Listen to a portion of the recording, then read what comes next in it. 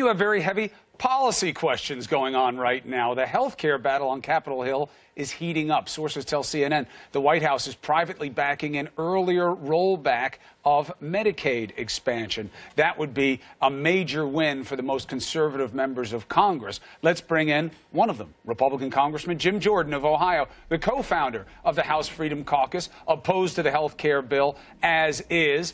He met with the president yesterday. Congressman, always a pleasure to have you on the show.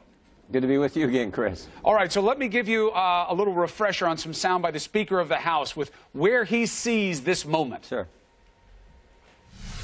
This is the closest we will ever get to repealing and replacing Obamacare.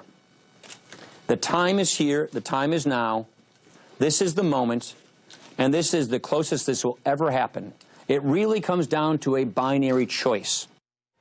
Speaker Ryan channeling Macklemore there. Tonight is the night. We'll fight till it's over. So we put our hands up. The ceiling line, not as relevant from that song to this current situation. But he's trying to make you guys feel like you can blow this. Get on board with this plan. It's better than what's there now. And if not, you are with Pelosi and Obama. Do you accept that?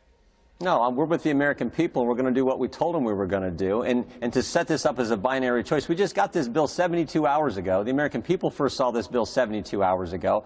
And to say that we can amend it, change it, and make it right, that just doesn't make, that's not how the legislative process works. I represent 750,000 people in the 4th of Ohio. They want me to weigh in. I'm not on the Energy and Commerce Committee. I'm not on the Ways and Means Committee, and I'm not on the Budget Committee. So we want to influence this bill, change this bill, make this bill consistent with what we told the voters we were going to do. I bet there's a lot of members, in fact, I know there's a lot of members who don't want this binary choice. They want to weigh in and be part of the legislative process. Well, look, the other thing that Ryan is saying, and again, he seems to be carrying water for the White House on this, is you had your chance. We've been looking at this for a year. Everybody was asked to weigh in. We took everybody's ideas. This is what we agreed on. And now you're not on the team.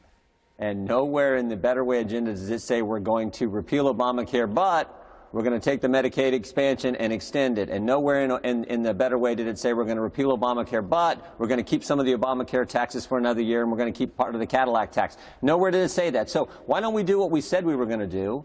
Why don't we do what we all voted on? That's what I introduced 2 days ago. Clean repeal. The exact same legislation we put on President Obama's desk. Let's put that on President Trump's desk. We know we can pass that. We know we had agreement with that. This idea that, oh, we're doing something, we're doing what we did before. That's what we introduced. And then we can get to those other issues that are critically important, that are going to bring down the cost of health insurance for the working families and middle-class families of this country. That's our plan. All right, Jim, they're going to yell at me about time, but we're going to talk about the substance of whether these changes are right or not. But I want to ask you one more political question. Sure. I don't understand what's happening here. It seems like, you know, you were supposed to be on the same page. This rollout was supposed to go out as here's what the GOP wants. Let's fight with the Democrats.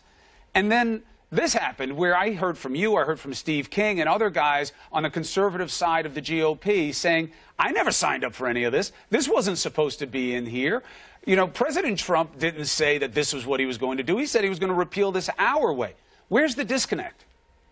Well, I think that the thing we have to focus on, keep saying, let's just simply do what we told the voters we were going to do when they sent us here. But Ryan says that's what this is, and President Trump says that's what this is. No, this keeps I think this keeps way too much of the structure of Obamacare. This, as I said, keeps some of the taxes. This has a 30% penalty for people who don't have insurance and then go right. Try to get I guess insurance. what's in there, but I'm saying, why is it such a surprise to you guys if the Speaker of the House is saying this is us, and the White House is saying this is us? What happened with you guys? It shouldn't be. That's why we offered a plan. Look, we said if we can't agree on this, let's do what we agreed on last year. After all the Republicans voted for it just 15 months ago. We were able to put it on President Obama's desk. Of course, he vetoed it. We know President Trump won't do that. So we want to help the president do what we all campaigned on. That's what conservatives are focused on accomplishing. And most of all, we want to bring down the premium cost, bring down the cost of insurance, bring back affordable insurance. Our goal should not be to sign more people up for government health care. Our goal should be to put in place market forces that actually bring back affordable insurance for the working class and middle class families across this country. That's what I promised the voters in the 4th District of Ohio. That's why I'm fighting so hard to actually accomplish that. Let's talk about that as a fair premise here in terms of the substance of the matter. Health care costs are going up. That was true before Obamacare. That was true after Obamacare. But it was less true after Obamacare. And yes, you can cherry pick different income levels and different dispositions of families and find data on both sides. But health care costs are a problem, period. The premiums are not going up as much as they were before Obamacare. They're still going up. So is it misleading to say to people Obamacare is the problem? Well, it's certainly a big problem. Yes, it is the problem, and it wasn't perfect before. We've forgotten what a marketplace looks like in this country. But the premiums aren't going up as much as they were before it. Well, deal with that part. Well, deductibles, if you can afford the premium, you can't afford the deductibles, particularly if you're in the individual market.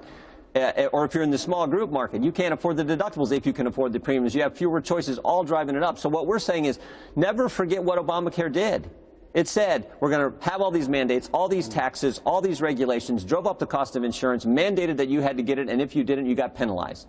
Never forget that. So let's get rid of that. And sure, there were problems before, so let's fix that too. Right. But we think the answer is a marketplace, not more government intervention, not more government control, particularly from Washington, D.C. But you also can't forget why it was done, which led to you having 20 million more people covered and rates not as high in terms of their rate of increase as it was before. You cherry pick Arizona saying, look at the premium spike. That's because that state didn't put the law into effect. So it shrunk its own pool. It made it uncompetitive.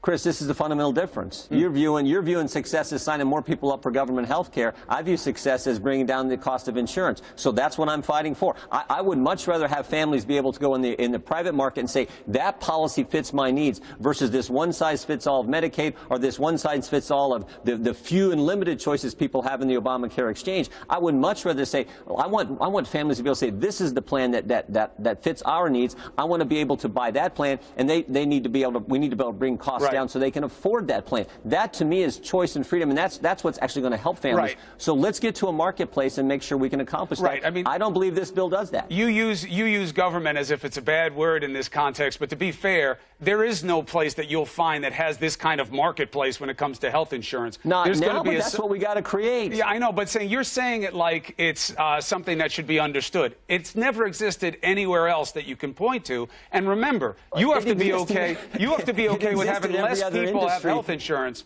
to get some people to have it cheaper. Are you okay with that? I want all people to have better insurance. I want but they will lose families coverage. Right now who are who are paying $5,000 a month in premiums for a $6,000, $7,000, $8,000 deductible policy. I don't think that's acceptable. And I've talked to those families in our district, and they don't believe it's acceptable either. You could fix that's what we're trying to focus on. Yes, that's what we're trying to do. But the way you're fixing it now, millions of people may lose their coverage. You need to own that. No, look, when we repealed this, even a bill we put on President Obama's desk, there was a 2 years wind down. We understand this can't happen overnight. You need some kind of transition period. But when they're going to lose coverage doesn't change the fact that they will lose coverage. That's all I'm saying. And when that date happens, there's going to be, if our replacement plan is implemented, there will be affordable policies in place where they can go buy that policy and meet their family's needs. That's what we want at an affordable rate. Right now, we've lost sight of all of that, so that's what we got to bring back. It'll work for some, not for all, but the devil's in the details. We know that better than ever now. You're always welcome to come on. Works in every other industry. Works in every other industry. But this industry is different. You're always welcome on to discuss what's going to happen next. I enjoy it.